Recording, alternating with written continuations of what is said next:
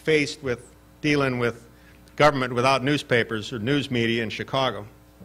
And congratulations on the work. And I don't know if there are Sun-Times people here. I think that our local media has, under these extraordinarily trying circumstances, done an exceptional job of covering the core key issues of corruption and the fiscal budget crisis. So hats off. Hats off to you guys. Keep it up. Keep it up. So since you've got all that taken care of, I thought rather than talk about the supply side of news, we'd talk a little about the demand side. Now, if you've noticed, kids are not sitting around wringing their hands over the twilight of print media, but they're completely immersed and indeed bombarded with all of this new digital media, including social media of their own and others' making. So this new world raises really big questions about how people, especially young people, receive and use all the information, including the overload coming to them from all these different directions, and how they decipher what's news and what's noise. So there are a number of agencies and groups in our city working with young people to both teach them some of the skills of storytelling and media, and also providing them with insights into what journalism really means. And we're proud to work with several of them, and I want to mention two specifically. One is the News Literacy Initiative headed by Alan Miller. Alan's a Pulitzer Prize-winning reporter formerly with the Los Angeles Times. The News Literacy Project kicked off in Chicago last year. In the first year, the project reached almost 500 students in 4 public schools, some of the LISC organization public schools who partnered in the program.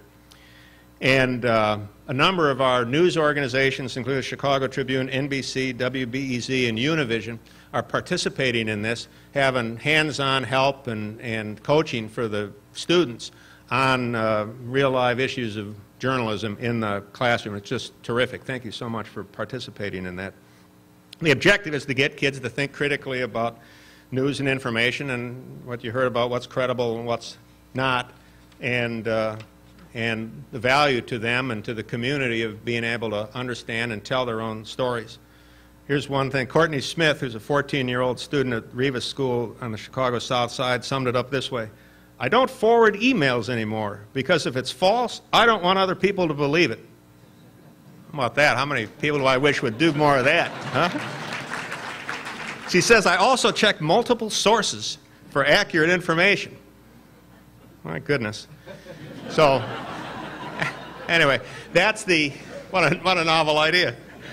But anyway, that's some of the tangible progress and the promise of this program. Alan Miller, stand up. Thanks for getting this program going in Chicago. Alan, where are you? Hey, Alan's over here.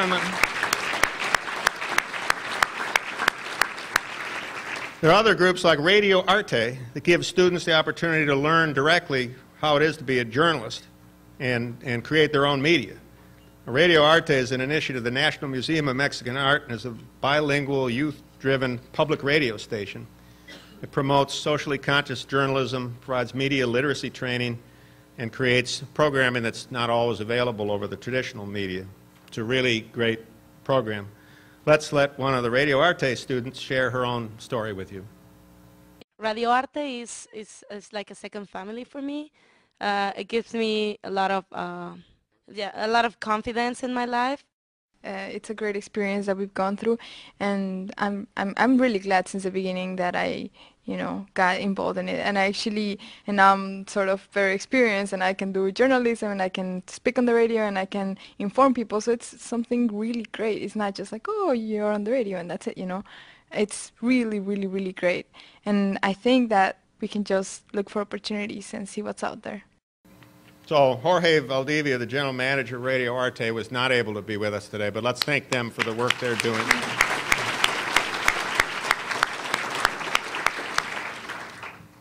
Finally, let me return to the subject I talked a little about in connection with civic education, and that's what we do to get people engaged off the sidelines and into taking action.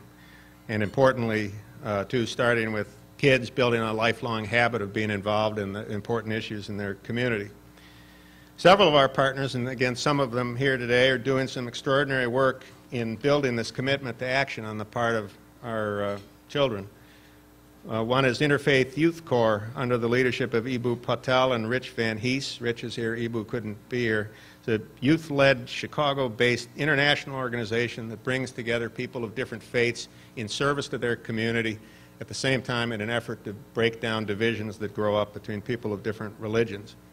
We got the DePaul University Stain Center, led by Howard Rosing, works with community organizations to create community-based opportunities for learning and social action from students at the university level.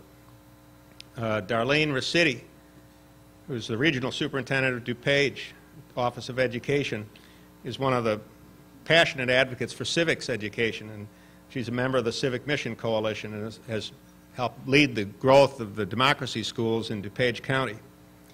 There's City Year, led by Lisa Morrison Butler, who have one of the most inspiring mottos I've ever heard: give a year, change the world.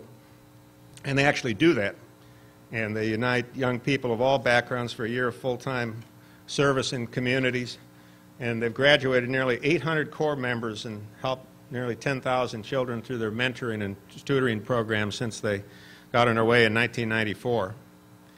And finally, under the leadership of Brian Brady and the Mikvah Challenge, working to develop their next generation of young people as leaders, opportunities to participate in the democratic process, shape policy, and actually be out and get things done in their communities. Today, Mikvah runs, I think, 8 civic programs and serving over 5,000 high school students in the state. And I thought here, too, it's always best to let these students speak for themselves.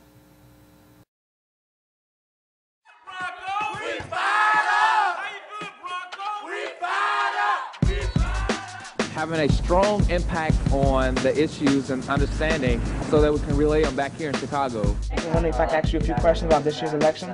Would you say you're strongly supporting Kerry or just leaning towards it? Where's the president? Where's the president? I did phone banking, I did canvassing. I learned that campaigning, it takes dedication, and hard work. It makes you realize that you can make a difference, and it's fun. It's not boring. This is once in a lifetime. I mean, I don't think I'll ever be here in New Hampshire again, so this means the world to me. It's very important to know the issues, because just because you're a Democrat don't mean that you can always have to vote for Democratic views. You can vote Republican, because if that person goes with most of your views, you need to support them. Democracy is a burn. Would all of you leaders of those civic organizations I just mentioned please stand up and be recognized?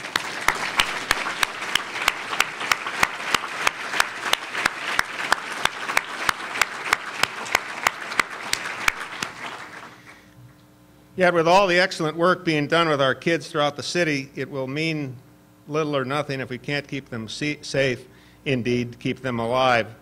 Their safety and security is the precondition for any hopes they'll ever have.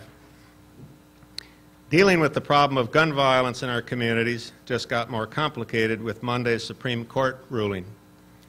What we know is that there's a constitutional right to keep firearms in your home for self-defense. But we also know that the court made it clear that there's significant room to have local regulations tailored to local conditions that can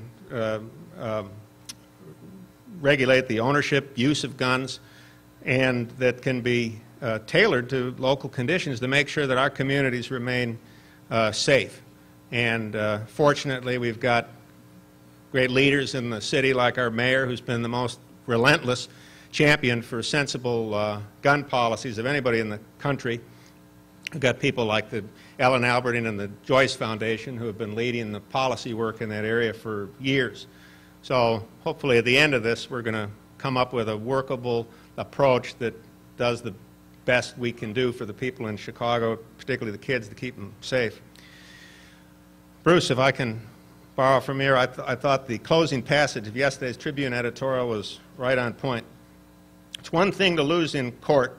Chicago has to win the daily struggle on its streets. The mayor and his allies can no longer count on the handgun ban, but they have plenty of other options to reduce the bloodshed. So I want to mention, in terms of pursuing those options, the work of 2 organizations who are helping to fight this fight. One is the University of